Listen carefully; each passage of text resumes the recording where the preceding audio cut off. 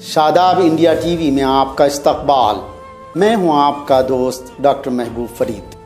آج آپ کے سامنے تاریخ کے جھروکوں کا نواں ایپیسوڈ پیش کیا جا رہا ہے۔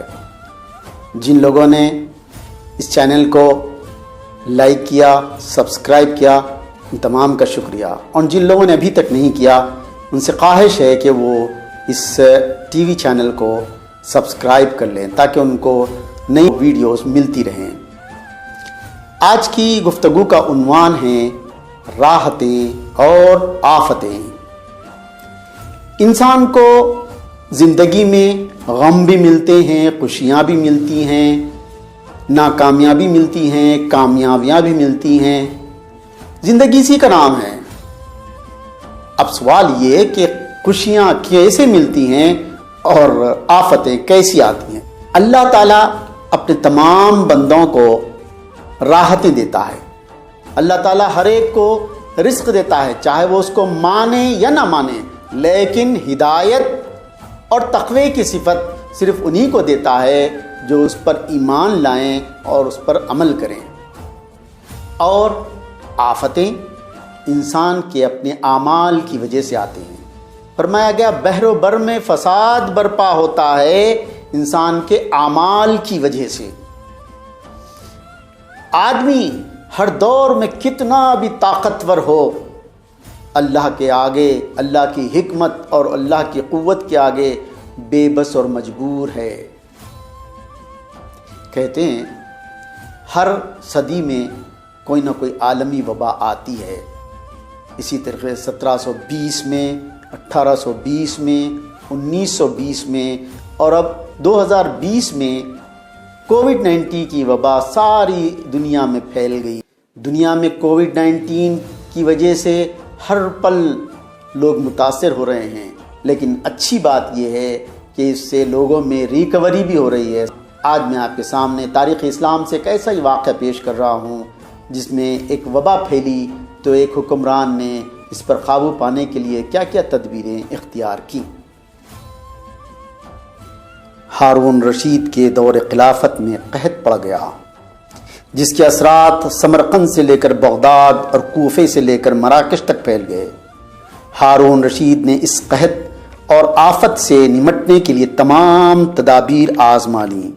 عوام کے لیے غلوں کے گودام کھول دیے، ان پر سے ٹیکس معاف کر دیے، پوری سلطنت میں سرکاری لنگر قائم کیے اور تمام عمرا اور تاجروں کو مدد کے لیے احکام جاری کر دیے۔ لیکن اس کے باوجود سرکاری لنگر خانے قائم کیے اور تمام عمرا اور تاجرین کو متاثرین کی مدد کے لیے احکام جاری کر دیے، لیکن اس کے باوجود سلطنت میں قحط کے حالات سدھر نہیں رہے تھے اور وہ بہت متفکر رہنے لگا۔ اسی طرح ایک رات ہارون رشید کو شدید ذہنی الجھن اور تفکرات کے باعث نیند نہیں آ رہی تھی۔ اسی بے چینی و بے قراری کے عالم میں اس نے اپنے وزیر اعظم یحییٰ بن خالد کو طلب فرمایا، جو ہارون کے استاد بھی تھے اور بچپن سے بادشاہ کی تربیت بھی کی تھی۔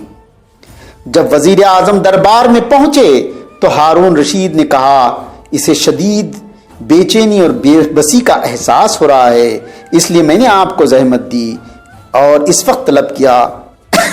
آپ سے التماس ہے کہ مجھے ایسی کوئی کہانی سنائیے جس کو سن کر میری بے چینی و بے قراری دور ہو اور مجھے نیند آ جائے۔ یحییٰ بن خالد نے مسکرا کر عرض کیا، بادشاہ سلامت، میں نے اللہ کے کسی نبی کی حیات طیبہ میں یہ کہانی پڑھی تھی جو مقدر، قسمت اور اللہ کی رضا کی سب سے بڑی شاندار تشریح ہے۔ اگر آپ اجازت دیں تو میں وہ کہانی آپ کو سناؤں۔ بادشاہ نے فرمایا، ہاں وہ کہانی ضرور سنائیے۔ چنانچہ یحییٰ بن خالد نے ایک واقعہ، ایک قصہ سنانا شروع کیا کہ جنگل میں ایک بندریا کو ایک مرتبہ دور دراز کا سفر پیش آیا، لیکن اس کا ایک چھوٹا سا بچہ تھا، وہ اسے اپنے ساتھ نہیں لے جا سکتی تھی۔ چنانچہ اس نے سوچا کہ کیوں نہ بچے کو چند دن کے لیے جنگل کے بادشاہ کے پاس بطور امانت رکھ دے اور سفر سے واپس آ کر لے لے۔ چنانچہ وہ شیر کے پاس گئی اور کہا کہ اے میرے شیر بھائی، وہ چند دنوں کے لیے سفر پر جا رہی ہے اور اپنے بچے کو اس کے پاس بطور امانت چھوڑ جانا چاہتی ہے۔ شیر نے تھوڑی سی ہچکچاہٹ کے بعد بچے کو اپنے ساتھ رکھنے کے لیے راضی ہو گیا۔ بندریا بچے کو شیر کے حوالے کر کے اطمینان کے ساتھ سفر پر چلی گئی۔ شیر بندریا کے بچے کو ہمیشہ اپنی پیٹھ پر لیا پھرتا تھا تاکہ اسے کوئی ضرر نہ پہنچے۔ ایک دن وہ بچے کو اپنی پیٹھ پر لیے کہیں جا رہا تھا کہ ایک چیل نے اس بندریا کے بچے کو دیکھ لیا اور آن واحد میں شیر کی پیٹھ سے لے کر اڑ گئی۔ شیر دیکھتا رہ گیا اور پریشان اور پشیمان بھی ہو گیا، مگر اب وہ کیا کر سکتا تھا؟ چیل بچے کو لے کر بہت دور اوپر جا چکی تھی۔ وہ جنگل میں شرمندہ اور پریشان اور پشیمان رہنے لگا، کیونکہ جنگل کے بادشاہ کو معمولی چیل نے نادم و شرمندہ کر دیا۔ چند دن بعد بندریا اپنے سفر سے واپس ہوئی اور شیر کے پاس آ کر شکریہ ادا کیا اور اپنا بچہ واپس مانگنے لگی۔ شیر نے شرمندگی کے ساتھ بندریا کو یہ رودات سنائی۔ بندریا نے یہ نہایت کرب کے ساتھ کہا، تم کیسے جنگل کے بادشاہ ہو، میرے ایک معصوم بچے کی حفاظت نہیں کر سکے؟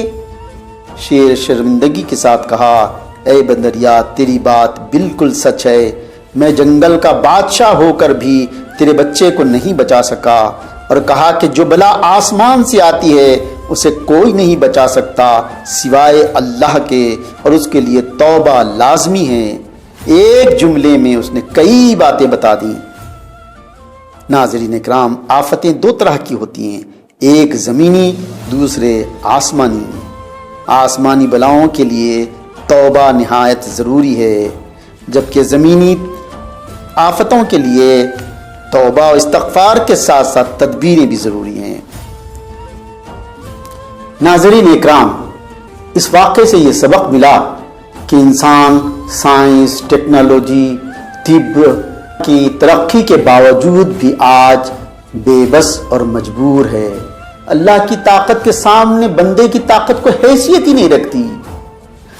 اس لیے حکمرانوں کو چاہیے کہ وہ سب کچھ رکھنے کے باوجود اللہ پر توکل کرے، اسی سے بلائیں ٹلتی ہیں۔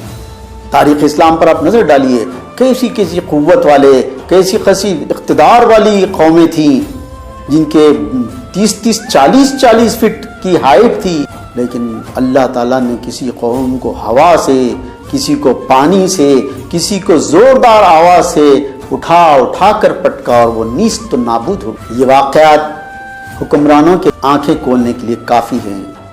کووڈ-19 کے حالات انسان کو اپنی حیثیت کا اندازہ دلا رہے ہیں۔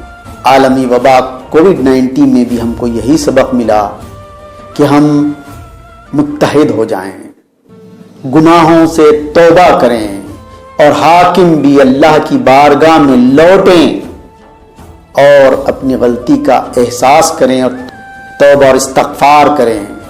اسی سے امید کی جا سکتی ہے کہ یہ عالمی وبا کرونا وائرس کووڈ-19 پر قابو پایا جا سکتا ہے۔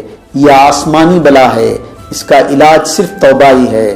ہاں، بظاہر جتنے طبی اور تحقیقی اسٹیپس لیے جانے چاہیے وہ لینا چاہیے، ویکسین ہو، دوائیاں ہو، کوشش کرنی چاہیے، لیکن اس پر اعتماد نہیں ہے۔ یہ اس واقعے سے یہی سبق ملا۔